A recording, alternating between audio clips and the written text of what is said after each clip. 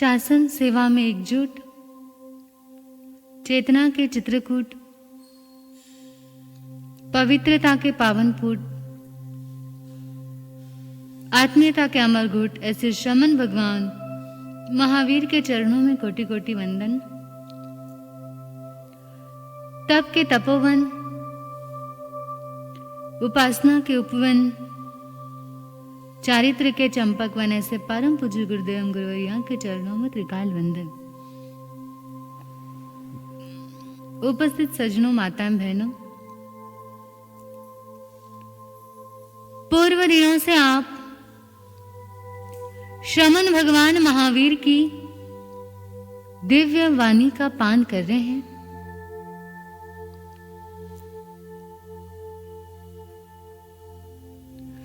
हमारे यहाँ जैन दर्शन में मोक्ष में जाने के कई मार्ग बताए हैं, कई रास्ते हैं। 4 मार्ग ये भी बताए हैं: दान, शील, तप और भावना। ये जो दान सबसे पहला जो मार्ग है,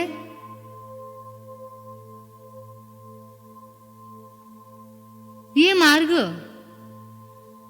बहुत ही सहज है, सरल है। शील, तप और भावना ये कठिन हो सकते हैं, लेकिन जो सबसे पहला मार्ग है दान, कि यदि हम अपने जीवन में दान देते रहेंगे तो निश्चित तौर से हमारे कर्मों की निर्जरा होगी और हम मोक्ष की ओर आगे बढ़ेंगे। हर व्यक्ति मोक्ष में जाना चाहता है, प्रयास करता है, प्रयत्न करता है। इसीलिए ये भी एक द्वार है, मार्ग है मोक्ष तक जाने का। हर व्यक्ति संसार में रहते हुए अपने जीवन निर्वाह के लिए धन कमाता है। ज्ञानी कहते हैं, सिर्फ जीवन निर्वाह तक सीमित मत रहो।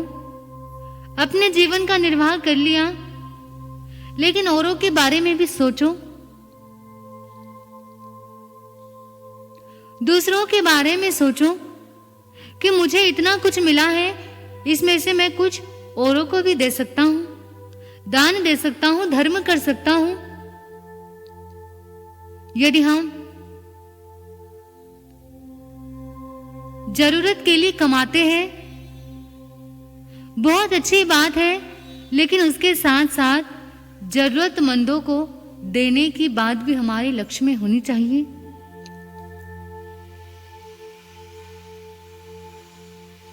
कि जब कोई व्यक्ति मनुष्य लोक का आयुष्य पूर्ण करके अगर कोई अच्छे कर्म किए हैं, तो हम कहते हैं कि वो स्वर्ग में जाता है, देवलोक में जाता है, अच्छे कर्मों के, पुण्यों के फल स्वरूप। तो जब वहां पर देवशैया पर कोई देवता उत्पन्न होता है, तो उससे सबसे पहले ये पूछा जाता है, किंवा दच्चा, किंवा भोचा, किंवा किच्चा, किंवा समायरिता। यानी तुमने पिछले भव में क्या दान दिया, क्या सत्कर्म किया, क्या तपस्याएं की, जिसके फल स्वरूप तुम यहां पर इतने रिद्धिशाली देव बने हो।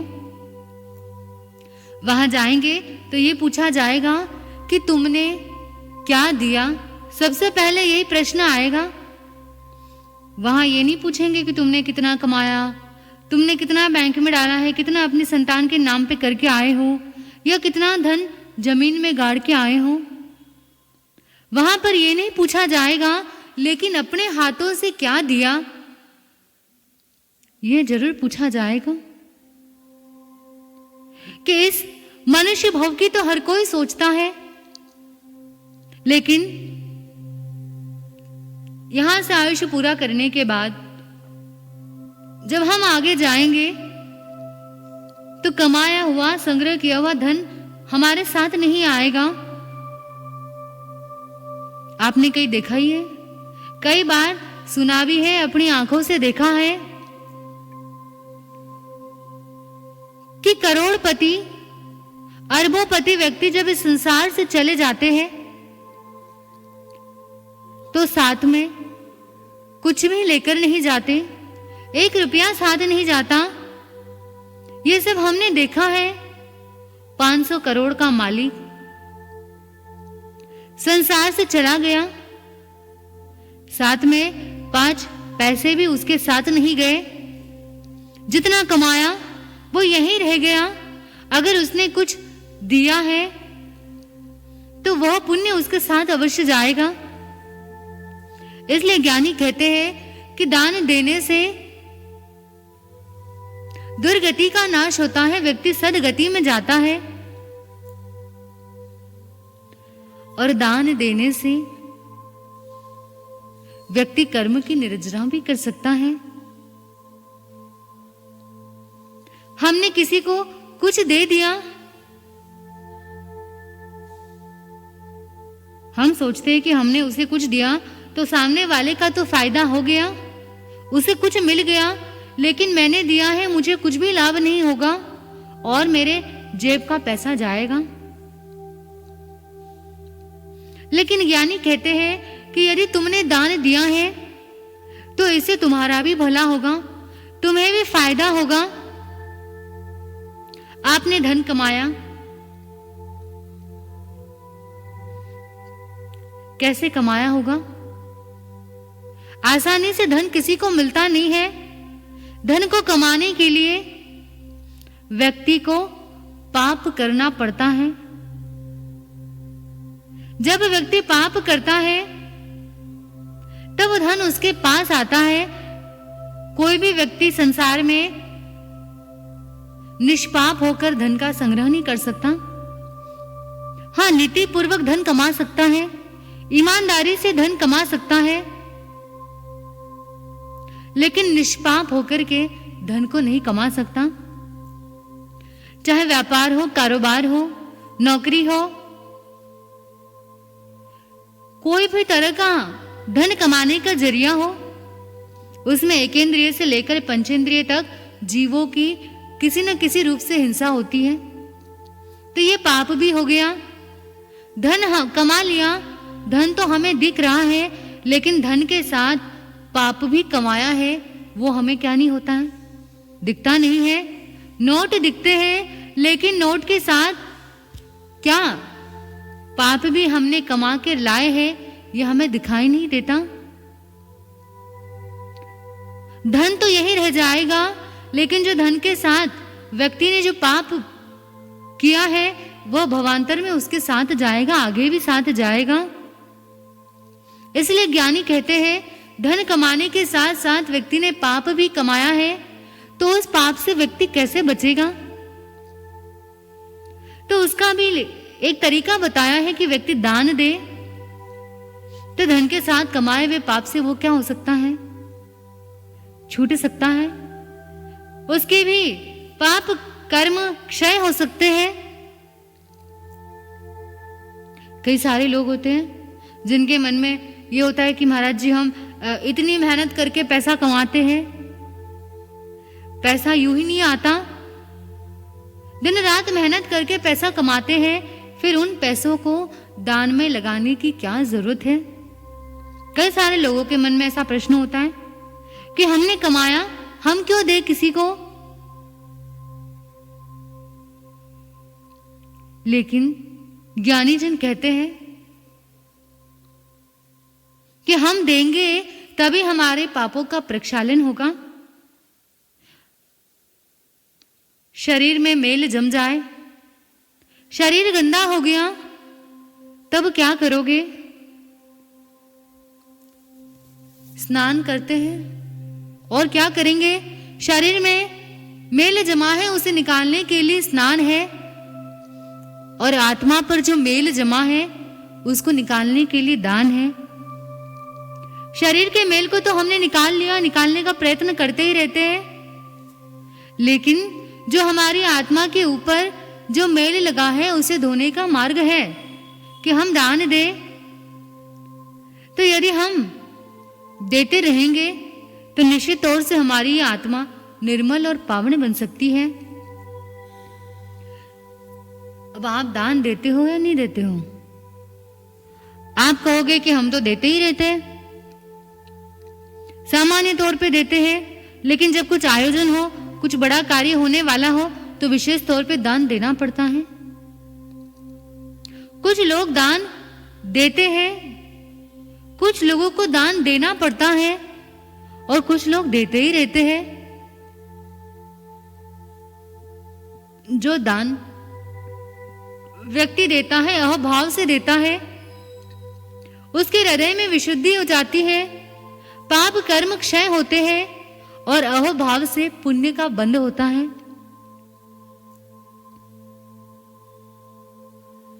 कुछ लोग हैं जो अपने हृदय से दान देते हैं और कुछ लोग ऐसे हैं जिन्हें देना पड़ता है। किसी के मन में आ गया देना है, दे दिया उसने, लेकिन देना पड़ता है। देना पड़ने का मतलब ये हुआ कि मजबूरी में दे रहा है व्यक्ति। मन में भावनाएं कम है, लेकिन कोई लोग दबाव में आकर के, किसी के प्रभाव में आकर के दे देते हैं, लेकिन उनके मन में एक ग्लानि होती है, बाद में पश्चाताप होता है कि भाई मैंने इतना क्यों दिया, मुझे इतना देना पड़ गया। अगर मैं आज वहां नहीं जाता तो मैं बच जाता, लेकिन बहुत खर्चा हो गया। कुछ लोगों को देना पड़ता है अपनी प्रतिष्ठा बनाए रखने के लिए, अपने नाम के लिए। कोई बोली लग रही हो, कई लोग बैठे हैं, उसमें कोई व्यक्ति, गणमान्य प्रतिष्ठित व्यक्ति बैठा है, धनवान व्यक्ति बैठा है, सब बोली बोल रहे हैं, तो वो मन में सोचता है कि अगर मैं नहीं लूंगा बोली तो लोग मुझे क्या कहेंगे। लोगों की भी अपेक्षा रहती है कि ये बोली चल रही है तो ये व्यक्ति धनवान है, इसे देना चाहिए, इस व्यक्ति को ये बोली लेनी चाहिए। तो व्यक्ति को अपने मान सम्मान प्रतिष्ठा को बनाए रखने के लिए दान वहां पर देना पड़ता है। मजबूरी हो जाती है, नहीं देंगे तो लोगों के मन में मेरे प्रति क्या भावना होगी। और कई लोग दान देने के बाद सोचते हैं कि मैंने दान दे दिया, बहुत अच्छा काम कर लिया, मेरा नाम अच्छा हो गया, अब लोग मुझे दानी के नाम से पहचानते हैं कि ये व्यक्ति बड़ा दानी है, ये सेठ बड़ा धनवान है, दान भी देता है। अपना सम्मान बना दिया, मैंने अपनी इज्जत बना दी, सब लोग मुझे जानने लगे हैं। अच्छा हुआ दान देकर के मैंने नाम कमा लिया, लेकिन ये स्तर भी अच्छा नहीं है कि नाम कमाने के लिए व्यक्ति ने दान दे दिया, या देने के बाद में उस बात पर गर्व हो गया कि मेरा नाम अच्छा हो गया। लेकिन ज्ञानी कहते हैं कि दान दो, अपने मन से दो। जो श्रेष्ठ दानी होता है वो मन भर के दान देता है, और दूसरा दानी वो भी होता है जो मान से भरकर यानी अहंकार से भरकर के दान देता है। दोनों में बड़ा अंतर है। कोई नाम कमाने के लिए दे रहा है, कोई अपने अहोभाव से दे रहा है, लेकिन ये सारी बातों से हमें ऊपर उठकर आगे की सोचना है। कई सारे लोग होते हैं जो कहते हैं कि हम दान तो दे देंगे, हम देने के लिए तैयार भी है, लेकिन हमारा नाम बहुत बड़े बड़े अक्षर में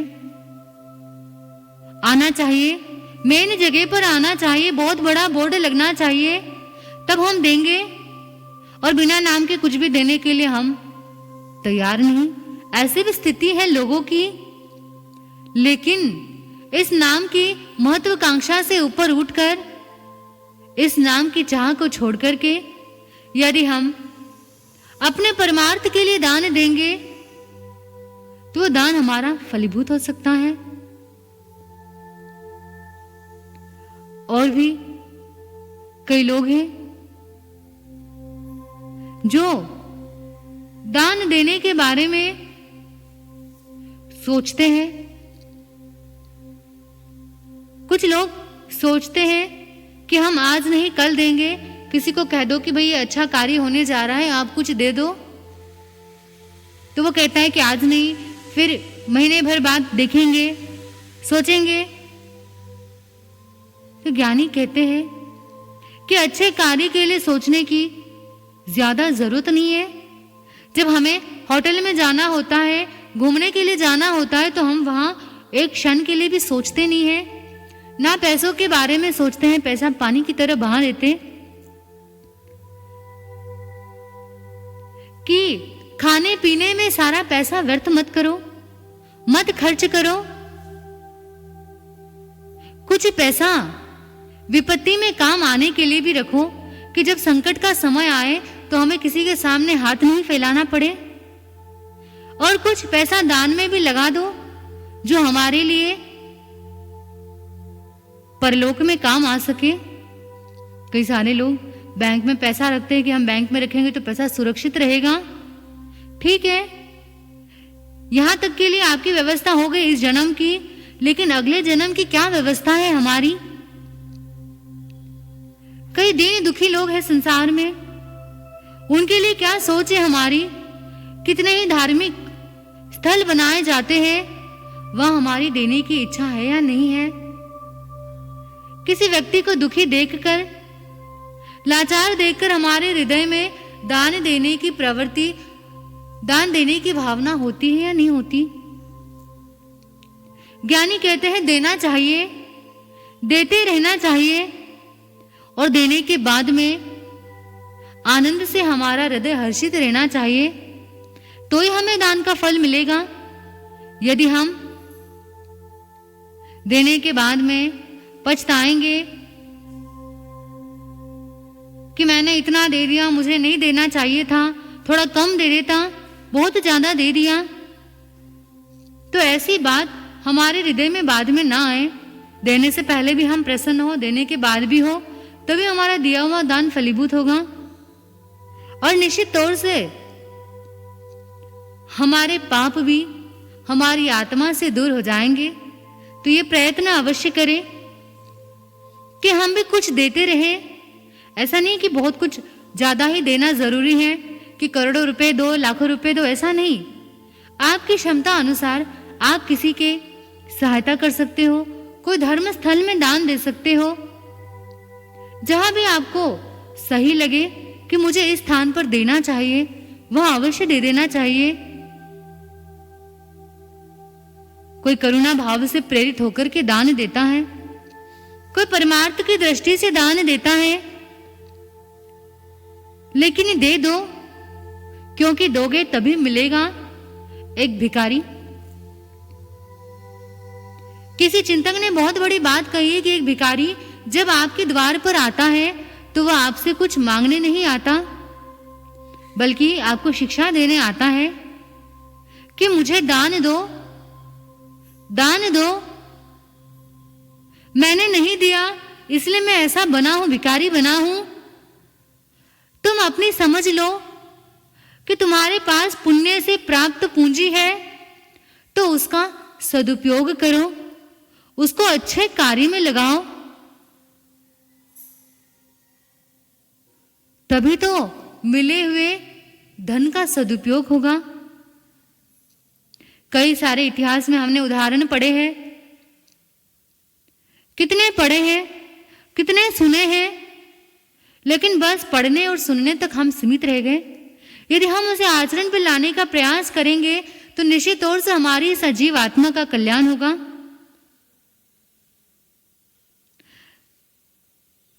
कहा गया है कि अपने कमाई का कम से कम 25% दान देना चाहिए।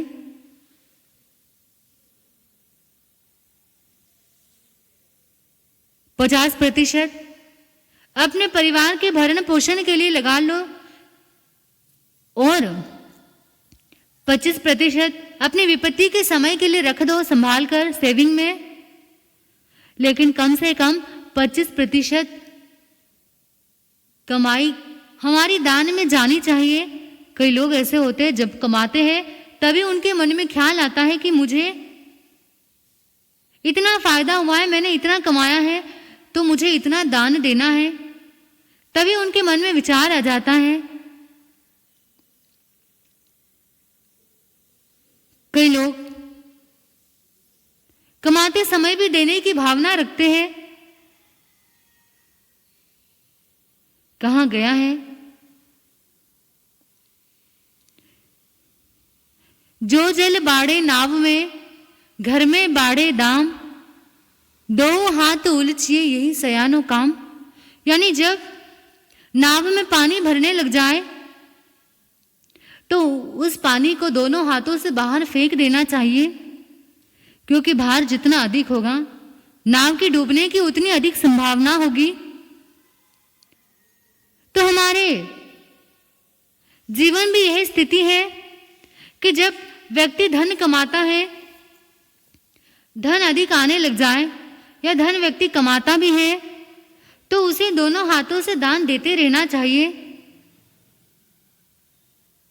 क्योंकि नाव में अधिक पानी डूबने का कारण बनता है। और जीवन में अधिक धन आ जाए तो वह दुर्गुणों का कारण बन जाता है। कई लोग अधिक धन आने की वजह से गलत मार्ग पर निकल जाते हैं, व्यसन के आदी बन जाते हैं। तो व्यक्ति दान देता रहेगा तो उसके जीवन से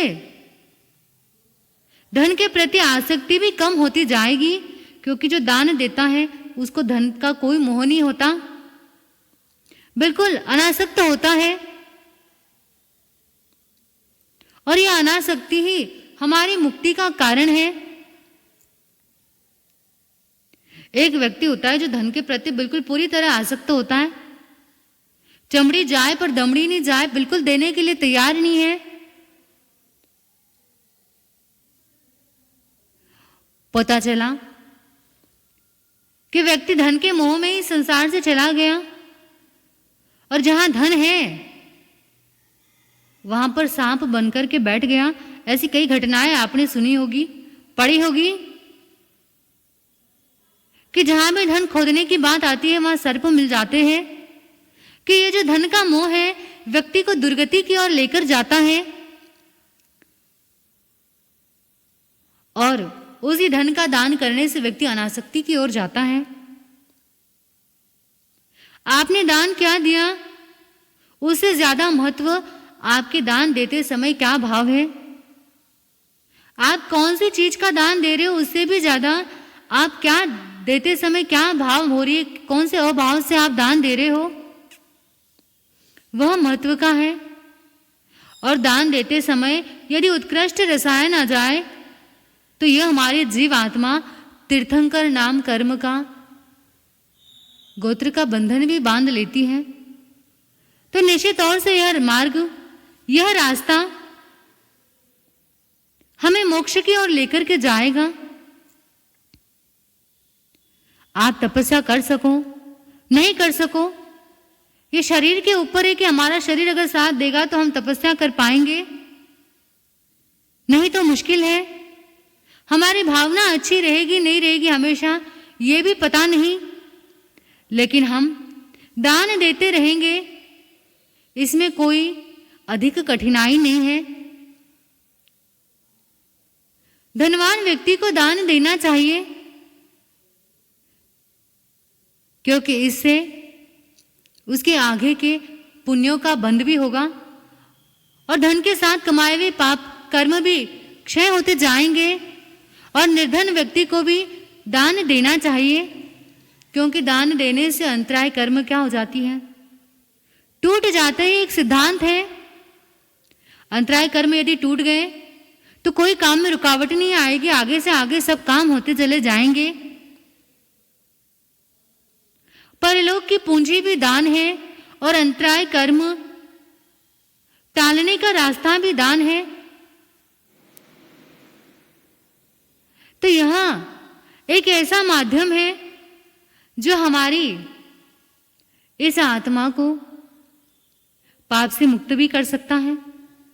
हमारे यह परलोक की पूंजी भी है और यह हर कोई कर सकता है अपने स्तर पर, अपनी भावना अनुसार। यदि हम दान करेंगे, इस मार्ग पर आगे बढ़ेंगे, तो निश्चित तौर से हमारी जीव आत्मा दुर्गति के नाशक और सद्गति के पात्र बन सकती है। इतना ही बोलकर बोलिए भगवान महावीर स्वामी की जय।